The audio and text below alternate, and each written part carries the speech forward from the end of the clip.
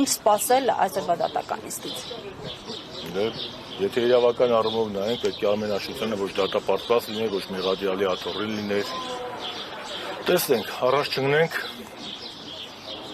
տեսնենք ինչ կլինի, բնականաբար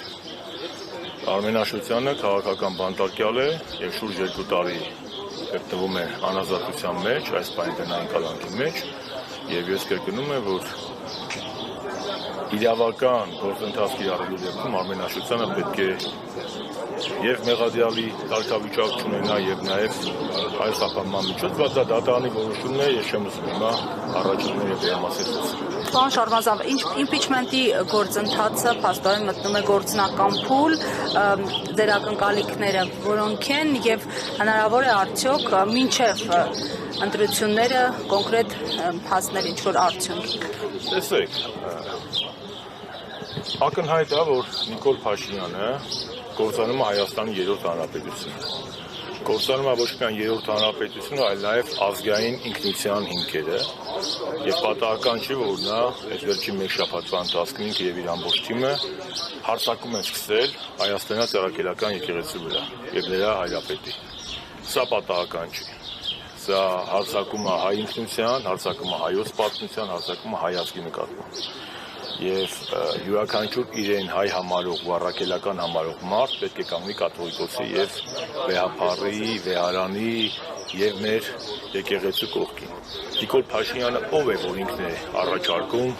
կամ պնդում, որ վեհապարը պետք է հրաժարական տա։ Մեր եկեղեցին Սուրբ Թադևոս եւ Բարտոլոմեոս առաքյալների կողմից ստեղծված Քրիստոսի եկեղեցին է, կաթողիկոսը գտնվում է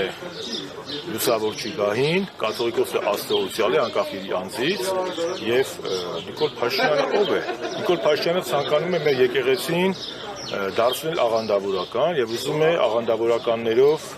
այդ աղանդավորական շարժումները մատնել։ Սա ոչ Պավլիկյան շարժում է, Նիկոլ Փաշինյանը նոր Պավլիկյան շարժում ունի, բայց մենք տեսանք Պավլիկյանների եւ Թոնդրակյաններն ինչ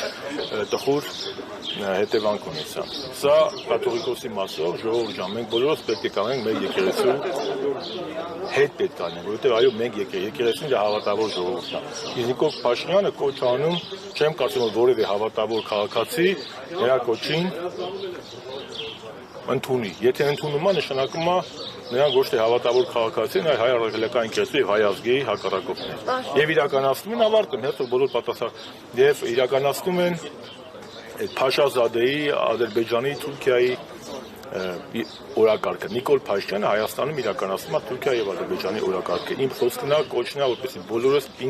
կանգնենք մեր կրոնի, մեր ազգային միակ ինստիտուտի մնացած եկեղեցու եւ նրա վեհապարի հետ։